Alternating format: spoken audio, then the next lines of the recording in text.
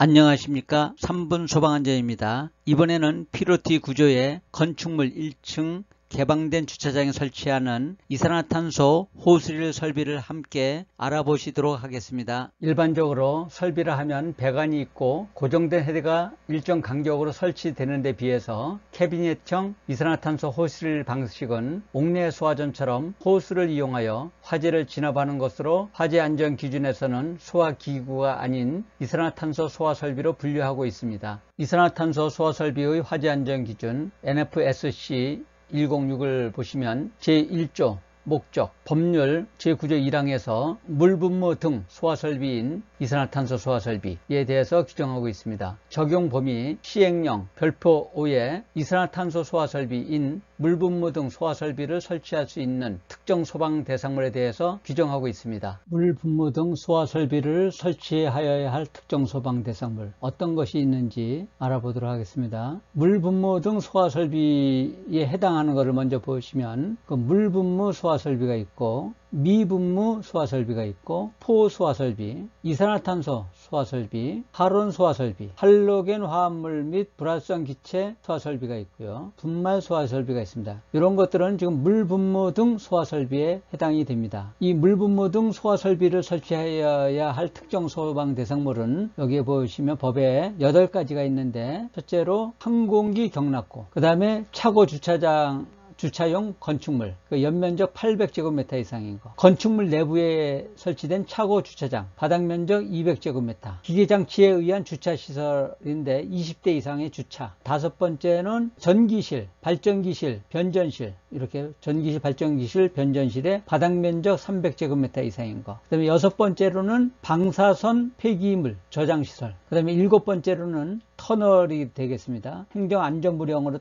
정하는 터널. 8번째로는 지정문화재. 이렇게 특정 소방 대상물에 물분무 등 소화설비를 설치해야 할 대상물이 되겠습니다. 이산화탄소 소화설비를 설치할 수 있는 장소와 설치해서는 안 되는 장소를 둘로 나눠서 보겠습니다. 적응 대상은 인화성 액체, 두 번째로 변압기, 스위치, 회로 차단기, 회전기기, 발전기 등의 전기설비, 세 번째로는 일반 가연물, 네 번째로 인화성 액체를 사용하는 엔진, 그 다음에 5번째로 고체 이온물 등 이런 부분에는 이산화탄소 소화설비가 적응성이 있습니다. 이번에는 설치해서는 안 되는 곳, 비적응 대상이 되겠죠. 저는 요거를 좀 순서를 바꿔서 전방의 난이 그렇게 순서를 정해봤습니다. 전시장 등의 관람을 위하여 다수인이 출입, 통제하는 통로 및 전시실, 사람이 있다는 부분이 상당히 위험하다는 부분이고, 전방에서 방제실, 지어실 등 사람이 상시 근무하는 장소, 사람이 근무하는 장소에는 설치해서는 안 된다는 것입니다. 과거에도 오동작에 의해서 사람이 사망한 경우가 있었습니다. 난이에서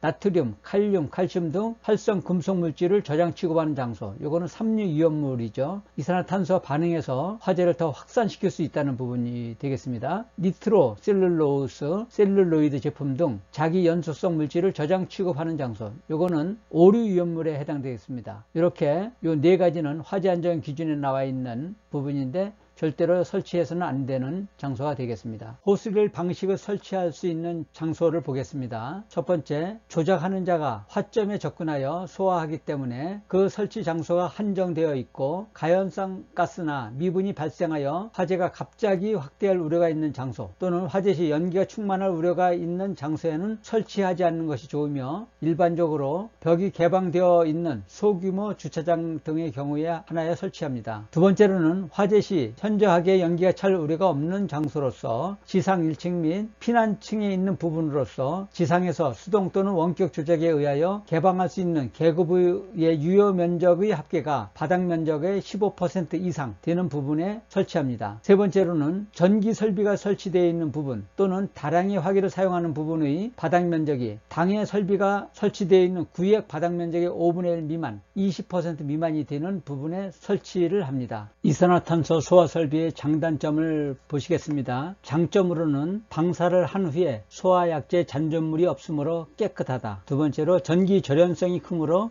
전기 화재에 적응성이 있다. 세 번째로는 경련 변화가 거의 없기 때문에 소화약제의 수명이 반영구적이고 소화약제의 가격이 저렴하다. 그 다음에 네 번째로는 냉각 소화작용이 크다. 다섯 번째로는 한랭지에도 동결 등에 의한 성능 저하가 없다. 여섯 번째로는 방출용 동력원을 필요로 하지 않는다. 이렇게 장점이 있는 반면에 또 큰 단점이 또 있습니다. 첫 번째로는 질식의 위험이 있어 사용이 제한된다. 사람이 있는 곳에는 질식의 위험이 있어서 사람도 사망할 수 있습니다. 두 번째로는 고압 설비로서 취급하기가 어렵다. 상시 20도씨에서 약 한 60기압 정도 되기 때문에 고압 설비가 되겠습니다. 세 번째로는 기화할 때 온도가 급격히 낮아져 동결의 위험이 있으며 정밀 기기에는 손상을 줄 수 있다. 줄톰슨 효과에 의해서 방출될 시점에 영하 78.5도씨 이렇게 드라이 아이스로 변하는 성질이 있습니다. 네 번째로는 소화약제가 방사될 때 소음이 심하다. 다섯 번째로는 소화약제가 방사될 때 안개처럼 시야를 가리게 되어 피난에 어려움이 있다. 이렇게 단점이 또 있습니다. 호스릴 방식의 용어의 정의를 보시면 호스릴 방식이란 분사 헤드가 배관에 고정되어 있지 않고 소화약제 저장용기에 호스를 연결하여 사람이 직접 화점에 소화약제를 방출하는 이동식 소화설비를 말한다. 그렇게 되어 있습니다. 소화 방식에 의한 분류를 보면 고정식과 이동식이 있는데, 고정식은 전역 방출 방식, 그 다음에 국소 방출 방식. 근데 이제 호스릴 방식은 이동식 방식으로 이렇게 분류를 할 수 있습니다. 제5조 소화약제. 이산화탄소 소화약제 저장량은 다음 각호의 기준에 따른 양으로 한다. 4호 호스릴 이산화탄소 소화 설비는 하나의 노즐에 대하여 90kg 이상으로 할 것. 호스릴은 방호 대상물 각 부분으로부터 호수 접결구까지 수평거리는 15m 이하로 할 것. 그렇게 규정이 되어 있고, 노즐의 방사량은 20도씨에서 60kg/min 이상 방사할 수 있게 되어 있습니다. 그렇기 때문에 저장량은 90kg이고 방사량은 분당 60kg이니까 결국 방사 시간은 1분 30초가 되겠습니다. 저장 용기는